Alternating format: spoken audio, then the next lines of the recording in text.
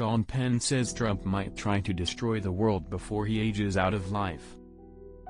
Sean Penn is preparing for the worst of Trump 2.0 and thinks everyone else should too. Penn discussed the president's stated plans with Salvadoran President Nayib Bukele to deport American citizens to El Salvador's notorious Scott prison on a recent episode of journalist Jim Acosta's self-titled podcast. Before Bukele gets to that point where he's dealing with another leader, we should consider worst-case scenarios, the two-time Oscar winner said. I do think it's a reasonable theory that Donald Trump is not unlike the spouse of someone who leaves him, perhaps for another, who then murders their former partner, because if they can't have her, nobody can, Penn continued. I think Donald Trump, in his solipsism, may have that relationship with the world, and that this destruction is in part a power play. When asked if he thinks Trump will attempt to unconstitutionally extend his presidency in 2028 by running for a third term, a move the president has previously hinted at, but recently backed away from, Penn was even more dire. I think he might try to destroy the world before he ages out of life. Ben Stiller and Sean Penn have been permanently banned from Russia. The 64-year-old star of Milk and Mystic River has long been forthright with his progressive political views.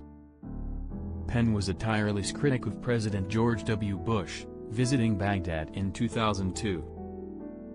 Ahead of the U.S.-led invasion of Iraq the following year to urge a détente between the two nations. 2 decades on, he remains outspoken, increasingly fusing his acting with his activism in the form of films like the 2021 documentary Citizen Penn and gestures like lending Ukrainian President Volodymyr Zelensky one of his Oscar statuettes in 2022. When you win, bring it back to Malibu, Penn told the leader amid the ongoing Russia-Ukraine war. That September, Penn's criticism of Russian President Vladimir Putin and support of Zelensky got him permanently banned from entering Russia, along with fellow Putin critic Ben Stiller. Penn may be more dedicated to his politics than the average entertainment industry mainstay, but has far from alone in Hollywood in his criticism of Trump. Want more movie news?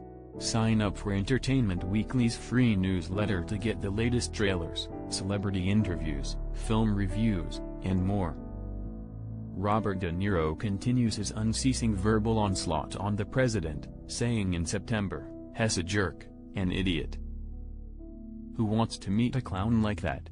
Grey's Anatomy star Ellen Pompeo took aim at Trump's harsh immigration policy on a March episode of The View, wondering, why are old white men the only ones who are allowed to be felons?